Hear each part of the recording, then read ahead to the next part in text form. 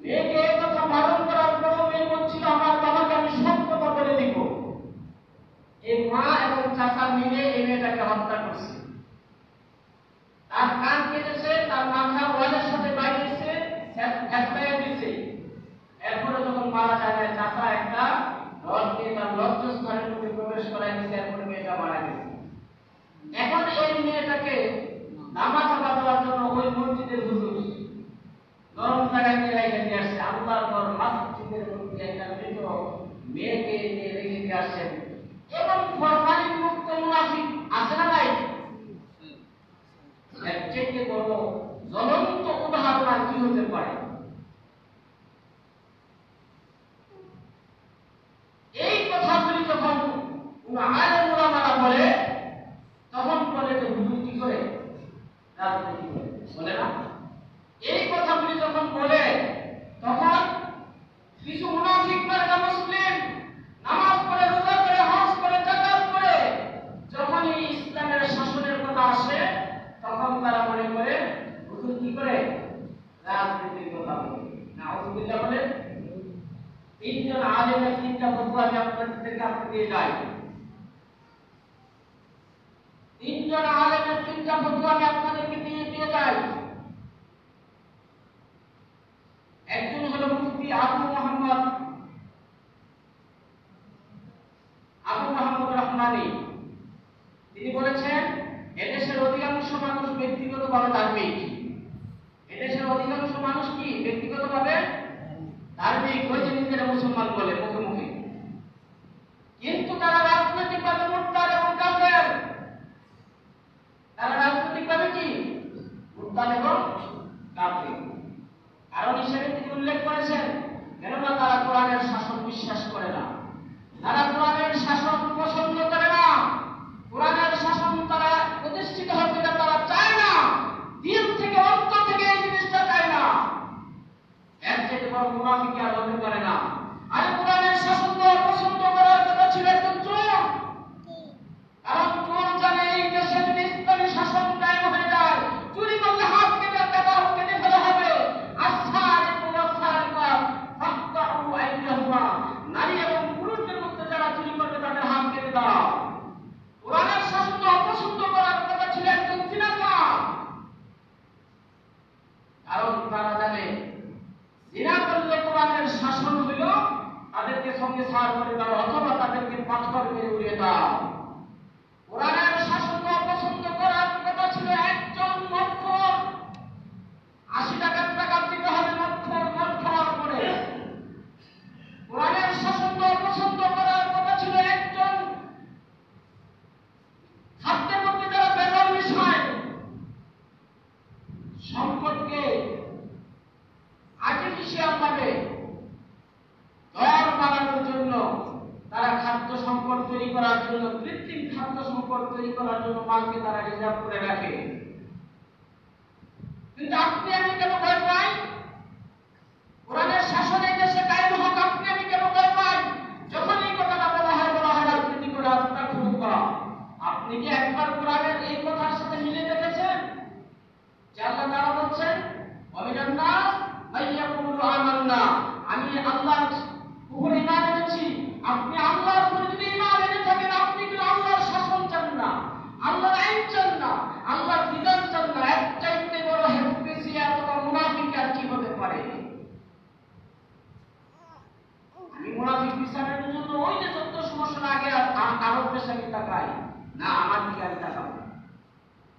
দ্বিতীয় নাম্বার, আল্লাহর জমিনে আল্লাহর আইন প্রতিষ্ঠা করা ফরজ আইন। এই কথা শুনেছেন কোনদিন?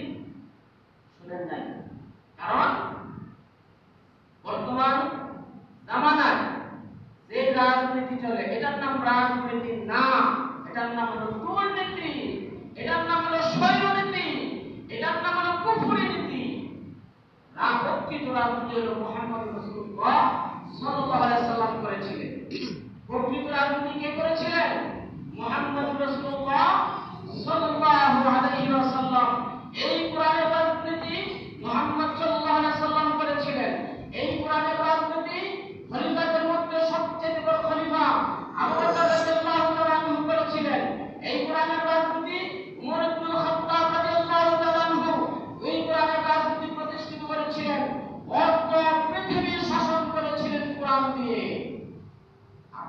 ভয় পান? কোরআনের রাজনীতি আপনি কেন ভয় পান? আপনি না মুসলমান?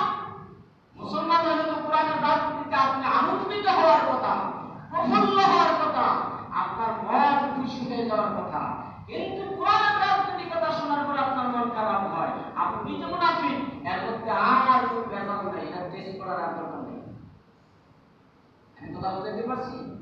কোরআনের আল্লাহর জমিনে আল্লাহর আইন প্রতিষ্ঠা করা ফরজ, বিরোধিতা করা কুফরি, চুপ থাকা মুনাফিকি।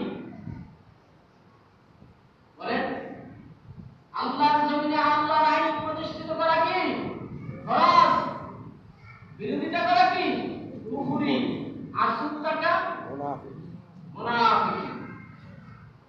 আল্লাহর জমিনে আল্লাহর আইন প্রতিষ্ঠিত হোক, এটাকে আপনারা চান?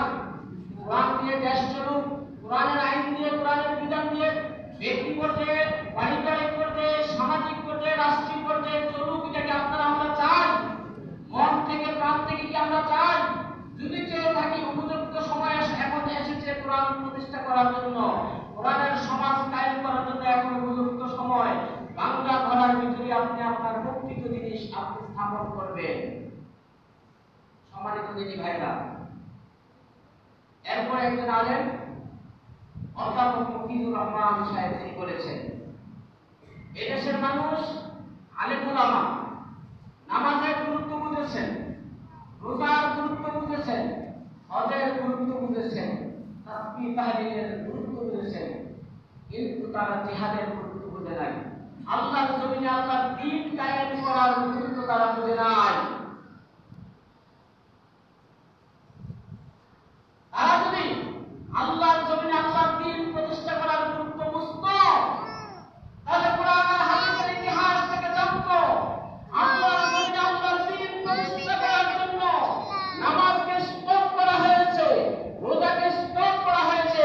রাসূল সাল্লাল্লাহু আলাইহি সাল্লাম জীবনে 14 ওয়াক্ত নামাজ কায়দা করেছেন আল্লাহর জমিনে আল্লাহর দ্বীন প্রতিষ্ঠা করতে গিয়ে। বলে আলহামদুলিল্লাহ। আর আপনি আমি নামাজের গুরুত্ব বলছি, কিন্তু আল্লাহর দ্বীন প্রতিষ্ঠা করার গুরুত্ব এখন পর্যন্ত আমরা বুঝি। সম্মানিত দিনী ভাইরা,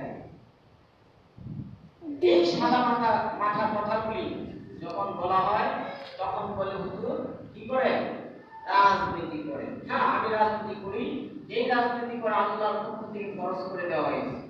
এই রাজনীতি না করে কেউ মুসলিম হতে পারবে না। আপনি সারা পৃথিবীর যত আলেম আছে, যত মুফতি আছে, সবাইকে এই কথা জানাবেন। আমার মসজিদের প্রতি এই কথা বলেছেন, আল্লাহর জমিনে আল্লাহর দ্বীন প্রতিষ্ঠিত হোক, এই কাজটা নাকি ফরজ। শুধু ফরজ না, সব ফরজের বড় ফরজ। সব ফরজের কি বড় ফরজ। আল্লাহর জমিনে আল্লাহর দ্বীন প্রতিষ্ঠিত হোক, এটা সব ফরজের সব বড় ফরজ। আল্লাহর নবী নামাজ কাজা করেছেন, রোজা ভঙ্গ করেছেন, শুধু আল্লাহর জমিনে আল্লাহর দ্বীন প্রতিষ্ঠা করার জন্য। সম্মানিত দিনী ভাইরা, এরপরে দ্বিতীয় নম্বর কথা হলো, যে বা যারা এই কথাটা চায় না, বরঞ্চ কোরআনের রাজনীতির বিরোধিতা করে, তারা হলো কি কুফরি করছেন। তারা কি করছেন? কুফরি করছেন। আর যারা চুপচাপ থেকে আমারে না পাব, আমি কোনো রাজনীতি করি না, কি বলেন? আমরা কোনো রাজনীতি করি না, কিন্তু যখন নির্বাচনের সময় আসে, দলে দলে গিয়ে ভোট দিয়ে আসে, আসে না? আপনি রাজনীতি করেন না মানে আপনি প্রথম কাতারের লোক। সুতরাং আপনি রাজনীতি করতে হবে যদি আপনি মুসলমান হয়ে থাকেন। কোরআনের রাজনীতি, নামাজ যেমন ফরজ, রোজা যেমন ফরজ, এর চাইতে বড় ফরজ হলো কোরআনের রাজনীতি করা। এই কোরআনের রাজনীতি করার জন্য রাসূল সাল্লাল্লাহু আলাইহি ওয়াসাল্লামকে আল্লাহ তাআলা দুনিয়াতে প্রেরণ করেছেন। এটাকে বলা হয় খিলাফত। এটাকে কি বলা হয়? খিলাফত। খিলাফত প্রতিষ্ঠিত যদি আপনি না করেন, আপনি মনে রাখবেন আল্লাহর দপ্তরে আপনি মানুষের কোনো তাকানি করেন না, কারণ আপনাকে সৃষ্টি করা হয়েছে খলিফা। ইন্নী জাইলুন ফিল আরদি খলিফা। এই জমিনের খিলাফত প্রতিষ্ঠা করার জন্য আপনাকে সৃষ্টি করা হয়েছে। আপনি খিলাফত প্রতিষ্ঠা না করে আপনি প্রতিষ্ঠা করেছেন কি? নামাজ, রোজা, হজ, যাকাত, কিন্তু খিলাফত প্রতিষ্ঠা করার চিন্তা করেন নাই। চুপচাপ থাকার নাম হলো মুনাফিক। তাহলে আল্লাহর জমিনে আল্লাহর দ্বীন যারা প্রতিষ্ঠা করবে, কায়েম করবে, তাদের পক্ষে থাকবো না বিপক্ষে থাকবো? পক্ষে থাকলে আমি ইমানের সাক্ষ্য দিলাম, বিপক্ষে থাকলে আমি কুফরের সাক্ষ্য দিলাম, আর যদি চুপচাপ থাকি তাহলে মুনাফিক হয়ে গেলাম। এবার আপনি কোন রাস্তা ধরে নেবেন, বেছে নেবেন, এটা আপনার ব্যাপার। এটা আমি আপনাকে কোন রাস্তা নিয়ে নিতে পারবো না। সম্মানিত দিনী ভাইরা, ধারাবাহিকভাবে ইনশাআল্লাহ এই 16টা আয়াতের উপর আলোচনা হবে। মুনাফিকদের চিহ্ন স্বয়ং আল্লাহ কোরআনের মধ্যে কিভাবে দিয়েছেন। 1 নাম্বার চিহ্ন আমরা বলেছি, মুনাফিকরা মুসলমানদের সাথে ঠাট্টা বিদ্রুপ করে, তিরস্কার করে। বলে কি, আরে যারা ধর্মের নামে রাজনীতি করে তারা জেলে পড়ে মরে, জেলের মধ্যে পড়ে পড়ে বসে বসে বসে মরে।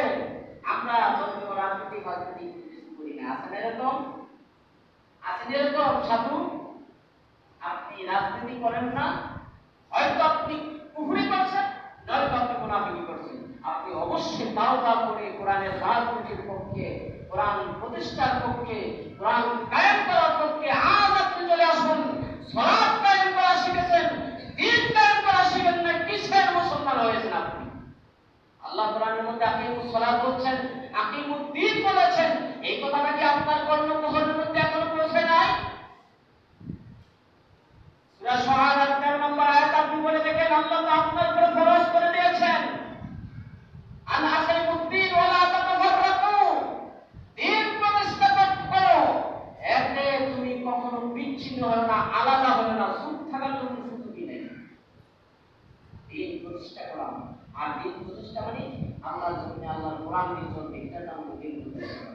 এই কাজটাকে আমরা মন থেকে প্রাণ থেকে সবাই চাই ইনশাআল্লাহ। আল্লাহ আমাদের কবুল করেন, মুনাফিকের দপ্তর থেকে গঠন করে আমাদেরকে